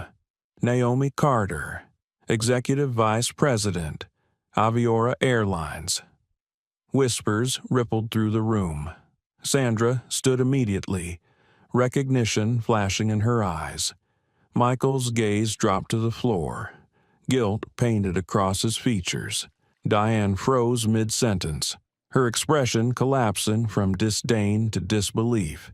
And at the center of it all stood Mark Reynolds, reinstated temporarily while under investigation, arms folded, smirk still clinging stubbornly to his face. Well, he said slowly, lips curling, the prodigal executive returns. Naomi did not blink. Let's begin the briefing. They gathered around the table. Ashley sat with her tablet poised, but for the first time her smile faltered. Naomi opened her binder, her voice calm and deliberate. This is Flight 2201, ATL 2ORD. Estimated duration, 1 hour 57 minutes. Weather clear, no turbulence expected. She paused, scanning each face. We will also be operating under direct observation today. Senior leadership, independent federal monitors, and undisclosed media personnel are on board. Diane's head snapped around. What? Mark's smirk faltered. Naomi continued. Several of our passengers today are Aviora stakeholders, civil rights observers, federal aviation representatives. The cabin will not be staged. It will be lived, and every second will be witnessed. Michael shifted uneasily in his chair. Sandra nodded once, slow but resolute. Ashley's stylus tapped nervously against the edge of her tablet. Mark stood, his voice sharp. You are not leading this flight. I am... Naomi tilted her head slightly. Correction. You were. She slid a folded sheet across the table. Effective immediately. Mark Reynolds, your clearance is revoked. Your employment is terminated under Title Non-Violation Proceedings and the Federal Aviation Equal Treatment Mandate." Mark laughed, short and bitter. "You can't fire me mid-flight briefing. That's not how this works." The lounge door opened. 2 federal marshals stepped inside, uniforms crisp, expressions flat. One simply gestured to the door, "This way, sir." Mark's smirk collapsed. He glanced around the room, searching for support. Diane looked away. Ashley's eyes widened, panic flickering in her mask. Sandra stayed steady, her gaze locked on Naomi. Without another word, the marshals escorted Mark Reynolds out. The room was silent. Naomi turned. "Diane Murray. Effective immediately. You are placed under review for complicity in systemic discriminatory practices. You will not be flying today." Diane stood, fists clenched. "You set us up." "No," Naomi replied, her voice calm but edged with steel. "You set yourself up. I just brought the mirror." Security entered quietly, escorting Diane away. Her muttered curses faded down the hall. Only Sandra, Michael, and Ashley remained. Naomi looked at them. "You still have a choice. You can continue in silence, or you can rebuild with truth." Sandra's voice was clear, steady. "I want to start again, the right way." Michael swallowed hard. "Same." Naomi nodded and handed them new briefing packets. Clean slates. A new first-class service philosophy titled "Equal Excellence, No Exceptions." Ashley stayed silent. Her fingers twitched around the tablet. Naomi's eyes met hers. For the first time, Ashley looked away. Boarding began like any other flight, but the cabin carried a different weight. Naomi moved through the gate with calm authority, greeting passengers warmly. Some looked twice at her badge, recognizing the name. Others whispered quietly, curiosity sparking behind their eyes. In seat 1A sat a civil rights attorney, traveling anonymously. In 2C, a journalist known for investigative exposés. In 3D, a board member who had once questioned Naomi's rise. Scattered throughout economy were others federal observers, hidden but watchful. The stage was set. During service, Naomi led by example. She greeted every passenger by name, explained meal options with care, and delivered each tray with dignity. Sandra followed closely, her confidence growing with every interaction. Michael stayed focused, efficient, respectful, and Ashley, hovering at the edge, typed furiously but avoided Naomi's eyes. The true test came halfway through the flight. A black woman in her 50s, Diamond member, requested a special meal she had pre-ordered. Ashley hesitated, glancing at the manifest. The tray was there, stocked, but Naomi saw the flicker of calculation in her eyes, the hesitation drilled into her by months under Mark's shadow. Naomi stepped forward, her voice even. "Dr. Lewis, here is your meal, prepared exactly as ordered. Thank you for your loyalty." The passenger smiled, touched. "It's been a long time since I felt seen on this airline." Ashley's cheeks flushed. She typed quickly, her mask cracking. Naomi leaned slightly closer, her voice quiet but firm. "Write the truth, Ashley, because it will outlive the lies." Ashley froze, then lowered her stylus. The rest of the flight unfolded like a slow unveiling. Passengers whispered among themselves, watching as service played out evenly, consistently, respectfully. No coded glances, no subtle exclusions, just hospitality. As the plane began its descent into Chicago, the captain made an announcement. His voice was steady, but the words carried weight. Ladies and gentlemen, this flight has been under special observation today. We are proud to recognize that Aviora Airlines is committing to new standards of equity and dignity for every passenger." The cabin buzzed. A few passengers clapped softly, some nodded, understanding more had happened than what was said aloud. After landing, Naomi stood at the front of the cabin as passengers disembarked. The civil rights attorney in 1A gave her a quiet nod. The journalist in 2C whispered, "This story will change everything." The board member in 3D paused, meeting her eyes. "I was wrong about you," he said. Naomi offered a faint smile. "I wasn't here to prove you wrong. I was here to prove what's right." When the last passenger left, Naomi gathered with her crew in the empty cabin. The silence felt different now, lighter, charged with possibility. Sandra spoke first. "You showed us it doesn't have to be this way. I want to be part of that change." Michael nodded. "Me too. I stayed quiet too long." Naomi looked at them both. "Then we begin today. Equal excellence. No exceptions."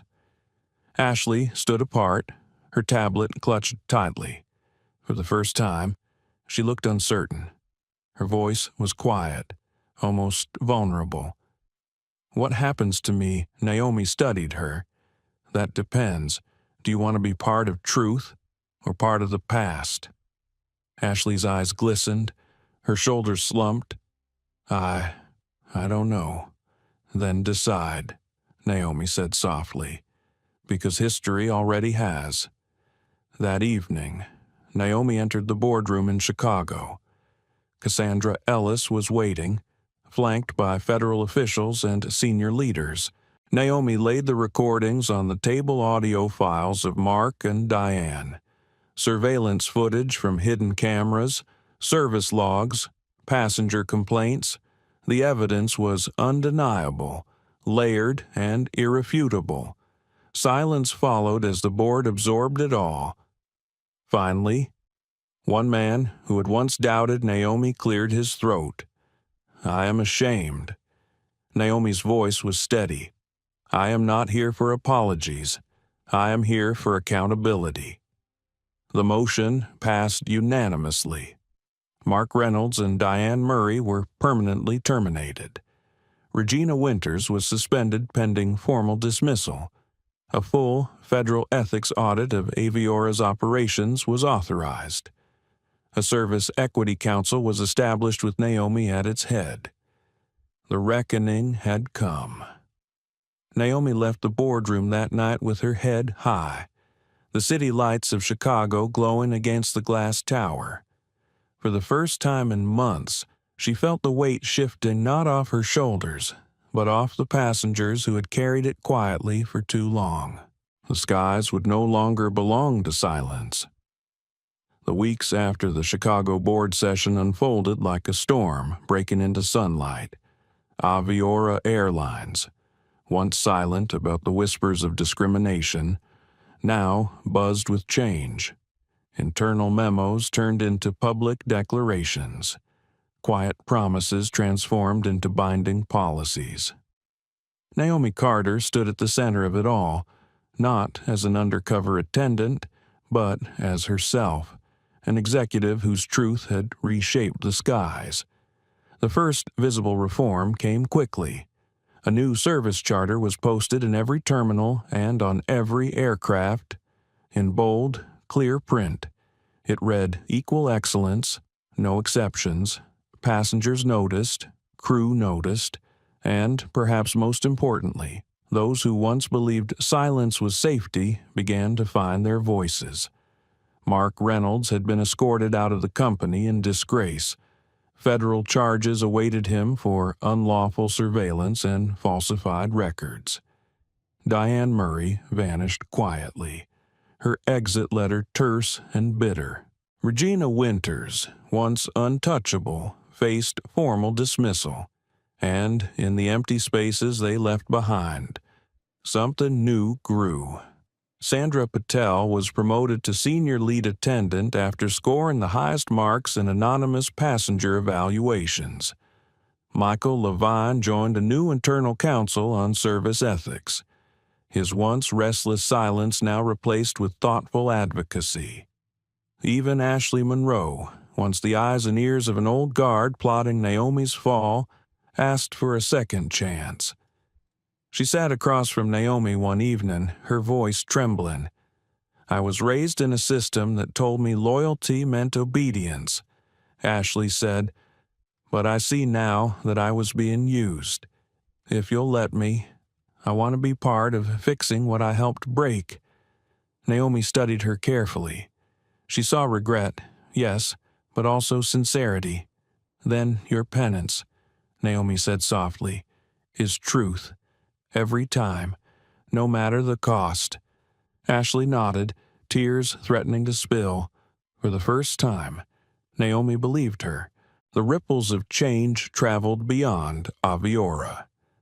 The Civil Rights Council released a statement commending the airline's reforms as a model for the industry. Federal monitors announced new standards for airline service equity across the country.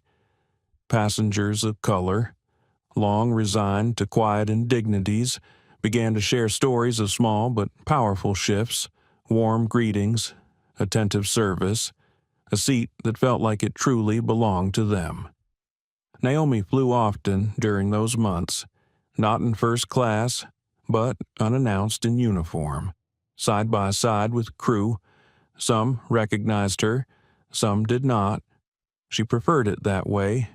Service, she believed, was never about the title on a badge. It was about intention. One evening, as she walked through a terminal in Dallas, a man stopped her, middle-aged, wearing a tailored gray suit. His eyes lit with recognition. "You won't remember me," he said, "but years ago, you served me wine when someone else told me it was unavailable. That moment stayed with me." Naomi smiled softly. "I remember more than you think, Dr. Porter." He chuckled. "Then let me say this. You didn't just change an airline. You gave it a soul." The words lingered with her long after he walked away. Nearly a year after her undercover journey began, Naomi made a choice. She would fly one last time in uniform, not as a disguise, but as a farewell, a way to close the circle where it had begun.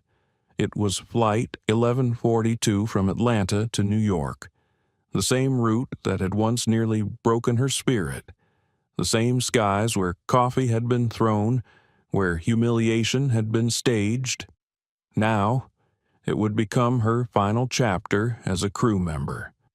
She arrived early, walking the length of the aircraft in silence.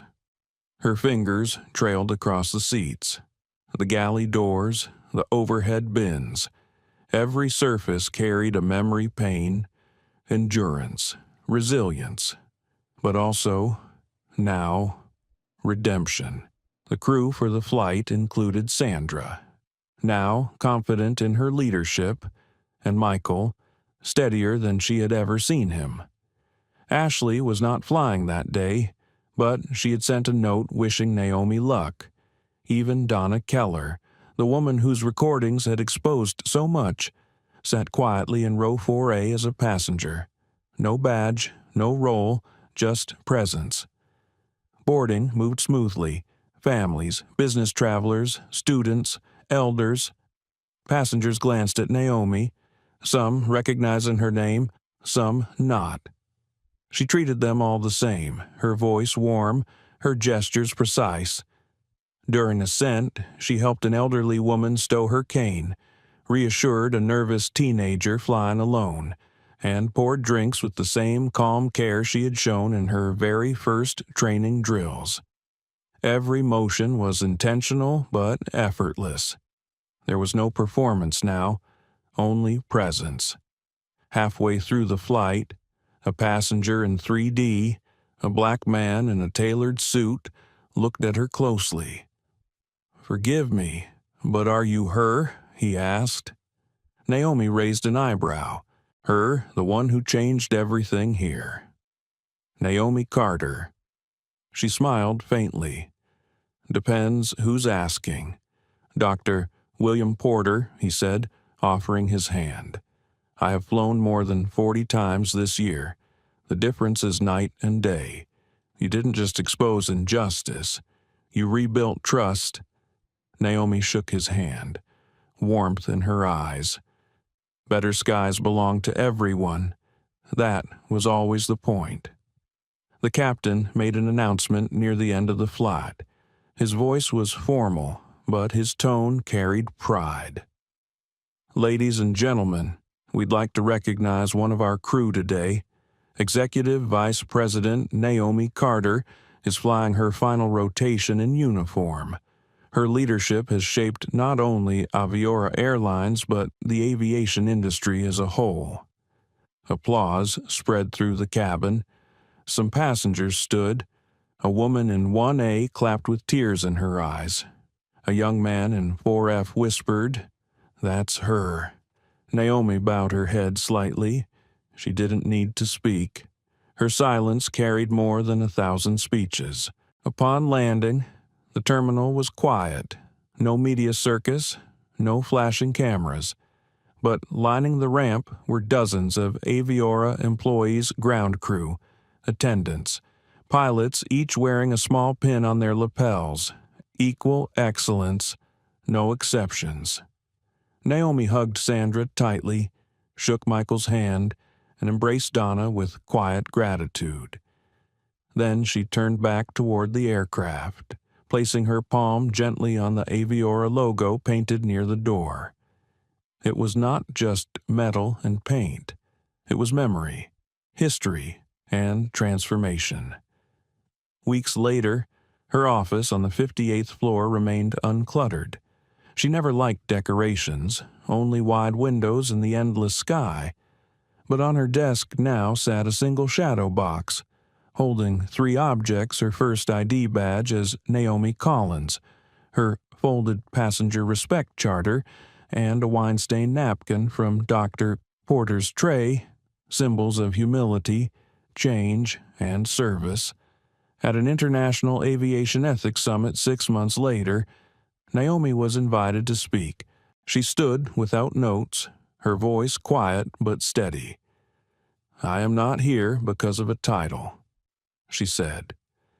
"I am here because silence almost destroyed the thing I loved most, an airline meant to connect people.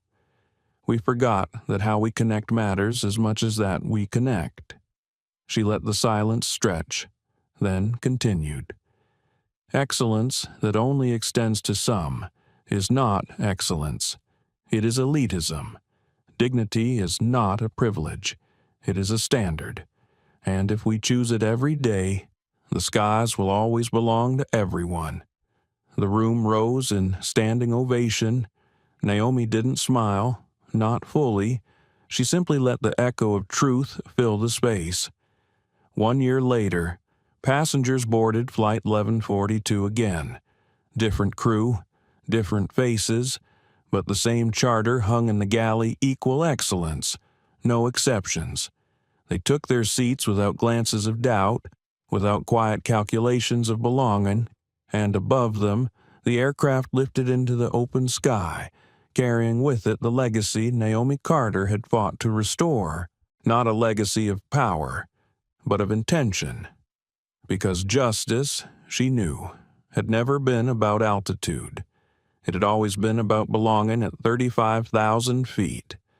The sky was never the same after Naomi Carter's final flight. What began as humiliation and silence ended as transformation and truth. She showed the world that discrimination doesn't always scream, it whispers. It hides in routines, in mistakes, in systems that pretend to be neutral. But when exposed, it trembles, and when challenged, it falls. This story isn't just about one executive who went undercover. It's about every passenger who has ever wondered if they truly belonged. It's about every worker who stayed quiet out of fear. And it's about the courage it takes to turn silence into change. Naomi's fight reminds us that respect is not a luxury seat. It is a right. Justice is not handed out. It is earned, defended, and lived. And dignity belongs to everyone who dares to step on board. So, as you leave this story, ask yourself, what would you do if you witnessed injustice in the skies, or anywhere would you stay silent? Or would you be the one to bring the mirror? If Naomi's story moved you, help us keep these voices alive. Like this video, share it with someone who needs to hear it, and subscribe to our channel for more stories that expose, inspire, and transform. The next flight is waiting.